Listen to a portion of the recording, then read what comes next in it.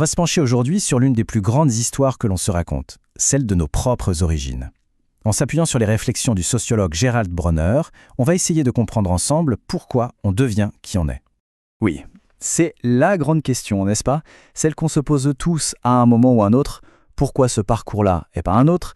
Est-ce que notre passé nous définit entièrement ou est-ce qu'on est les architectes de notre futur? Eh bien, souvent tout part d'une prise de conscience, qui peut être assez brutale. Gerald Bronner lui-même raconte cette révélation. Pendant des années, il pensait sincèrement venir d'une famille aisée. Et puis un jour, il a compris, non, sa famille était pauvre. C'est ce décalage, cette prise de conscience, qui est notre point de départ. Pour essayer de comprendre nos histoires personnelles, nos propres récits, si on remontait beaucoup plus loin, aux toutes premières histoires que l'humanité s'est racontées à elle-même, celles qui expliquent la naissance de tout.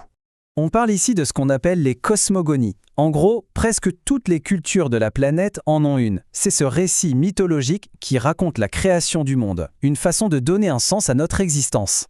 Et là, ce qui est absolument fascinant, c'est que ces mythes, qu'ils soient dogons, babyloniens ou mayas, eh bien, ils suivent tous une logique narrative qui est incroyablement similaire.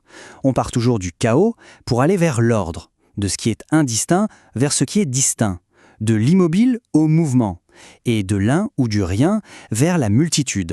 En fait, cette logique millénaire, elle nous dit quelque chose de très profond sur le fonctionnement de notre cerveau. C'est un peu comme si on était programmé pour expliquer notre présent, qui est souvent super complexe, en allant chercher une seule cause bien nette, bien décisive dans notre passé. C'est la matrice de tous nos récits.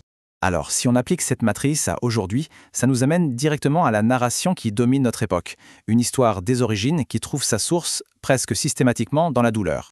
Gerald Bronner donne un nom à ça, le dolorisme. C'est quoi? C'est cette vision du monde qui va mettre la souffrance sur un piédestal, qui lui donne une sorte de valeur morale supérieure. L'idée, au fond, que c'est la souffrance passée qui explique et qui justifie qui on est aujourd'hui. Et ce récit, cette idée que la douleur forge le destin, on la voit partout. Il suffit de regarder les super-héros. Pourquoi est-ce qu'ils sont si souvent orphelins? Batman, Spider-Man, Superman, leur identité de héros, elle est quasi toujours née d'un traumatisme, de la perte de leurs parents. C'est devenu notre mythologie moderne. Ce n'est pas que dans la pop culture, bien sûr, dans la littérature aussi, notamment chez ces auteurs qu'on appelle les transclasses, ceux qui ont changé de milieu social, le sentiment qui revient sans cesse, c'est la honte. Didier Ribon, dans son livre très connu « Retour à Reims », il fait cet aveu incroyable. Il lui a été plus facile de parler de la honte liée à son homosexualité que de la honte liée à ses origines sociales. Et puis il y a Annie Ernaux, prix Nobel, qui pousse la description encore plus loin. Et c'est très fort. Pour elle, la honte est devenue un mode de vie. Quelque chose qui s'est carrément inscrit dans le corps même. Le passé n'est plus juste une histoire, c'est une blessure qui ne se referme jamais. Ok, donc on a ce grand récit de la douleur, de la honte, mais la question, c'est est-ce que c'est vraiment la seule histoire possible? Et si on tentait de changer complètement de point de vue? Voilà la contre-narration, celle de la fierté.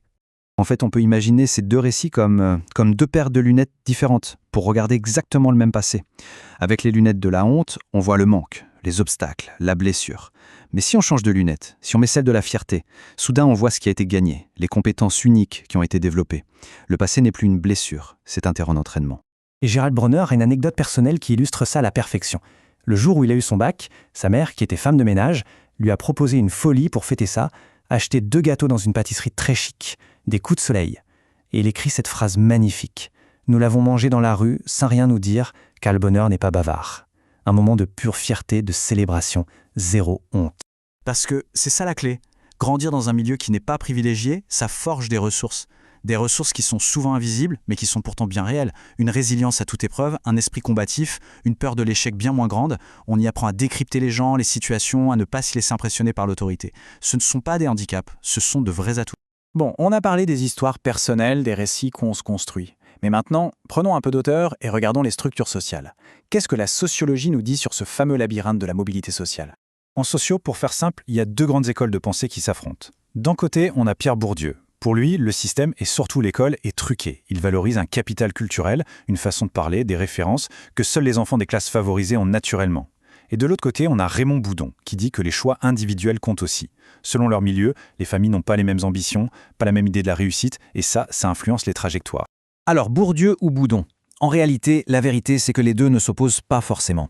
Oui, les structures sociales créent le labyrinthe. Elles placent les murs, les obstacles. Ça, c'est un fait. Mais Elle ne dicte pas le chemin précis que chaque personne va emprunter à l'intérieur de ce labyrinthe. D'accord. Alors, après tout ça, les mythes anciens, les récits d'honte, les récits de fierté, la sociologie, quel est le verdict? Où est-ce que tout ça nous mène? Ça nous mène à l'idée qu'on a le pouvoir de réécrire notre propre histoire. Et voilà le point absolument central de tout ça. Notre passé, nos origines, ce n'est pas un script écrit d'avance. Ce n'est pas une fatalité qui nous condamne à jouer un seul rôle toute notre vie. Non, il faut plutôt le voir comme la matière première, le matériau brut de notre histoire. Un tas de faits, d'événements, de souvenirs. En gros, ce sont les briques de construction.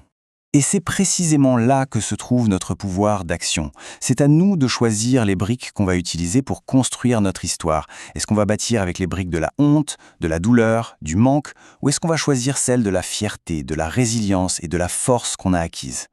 Au fond, la vraie question, ce n'est peut-être pas tant d'où est-ce qu'on vient, mais plutôt qu'est-ce qu'on fait de nos origines. Alors cette histoire des origines, est-ce que c'est une prison ou est-ce que c'est un super pouvoir? C'est à chacun de décider.